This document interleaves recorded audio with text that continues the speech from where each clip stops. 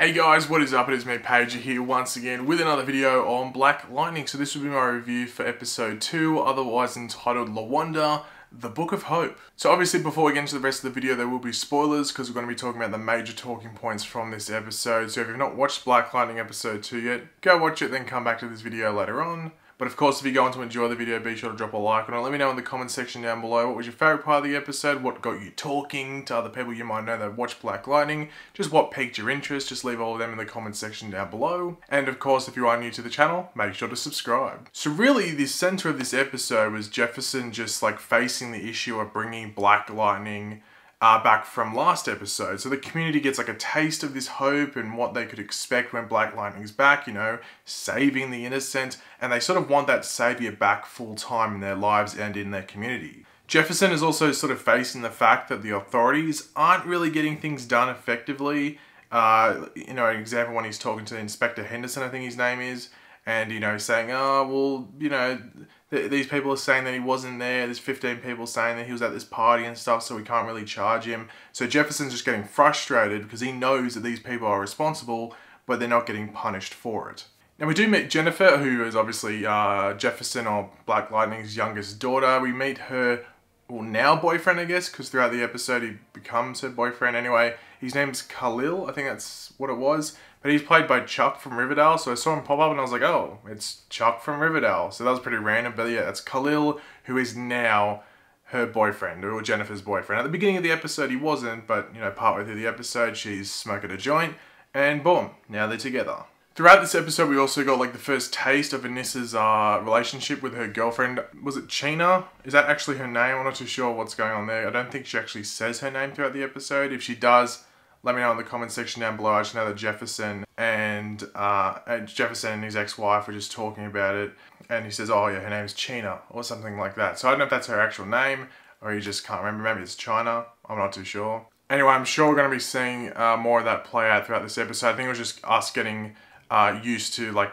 that's what Anissa's relationship is, so it all isn't just like all laid flat out in one episode, because I'm guessing in one episode in the weeks to come, that might be a big focus of the episode. At least that's what I think might happen, and that's why they're slowly setting it up now. But I'll tell you what, Black Lightning started really well last week in its premiere, and they brought it this week, because I was wondering, I was like, okay, episode 1 was really good. They really you know, raised the standards of, I guess, the CWDC shows. And I was like, what are they going to bring this week? And well, they brought a lot of death. We had 3, I guess you could say, big character deaths. Like 3 characters that we knew the names of, somewhat got used to. 3 characters died. So the first one to die was actually Will.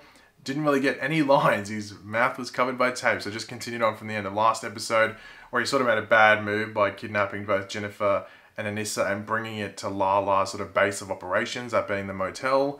So yeah, Lala kills Will execution style in the back of, or it was in the back or the back of the head. You didn't really see where he shot him. But that just shows how, you know, brutal Lala was, because, you know, that's family. So he was killing, was it his nephew or his cousin, one of the two? So yeah, Lala kills Will. That's death number 1 in the episode. And basically this just moves straight on to the second death of the episode, where we had seen LaWanda throughout the episode. You know, her daughter had been taken by Lala and been supposedly working with the motel and stuff. She'd been camping outside the motel to, you know, get some evidence or even possibly see her daughter. And, well, that sort of leads to her confronting Lala with the camera. Lala's like, warns her once, you know, get away, get away. And then just pulls out a gun and shoots her 3 times, which I thought was brutal. Like, shoot her in the leg or something so she goes away. But he just shot her completely, killed her. But unluckily for Lala, LaWanda was recording it. So, you know, maybe you should check that stuff from now on. Like, Lala wasn't really, he blamed Will for doing something stupid. Lala just sort of is a bit trigger happy with his gun. So yeah, that came back to bite him in the ass, didn't it? But the fact that there were 3 deaths in this episode does bring up the fact that, you know, everyone's not safe on this show. Like, really, you could argue the Pierces, so Jefferson's family, they're safe. They're people that aren't going to die. But everyone else is a potential victim. We don't know what's going to be happening throughout these episodes. Going into this episode, I thought, okay, maybe Will might die. I thought Will might die just from what happened last episode. I thought, okay, I don't think nothing good's going to happen to him this episode. So I thought he was definitely dead, or at least in the coming episodes he would die, whether it's from Lala or Tobias Whale doing it. But we had 3 deaths. I wasn't expecting 3. I was only expecting that one from Will. So it just shows, like, there will be a lot of death in this show. just because of the setting it's in. And also, you can't really predict who's going to die. Because I didn't really think LaWanda was going to die in this episode. Mainly because the next episode has LaWanda in the title as well. So I thought, okay, it should be in next episode. But it's obviously, what happened in this episode is going to flow over into the next episode as well.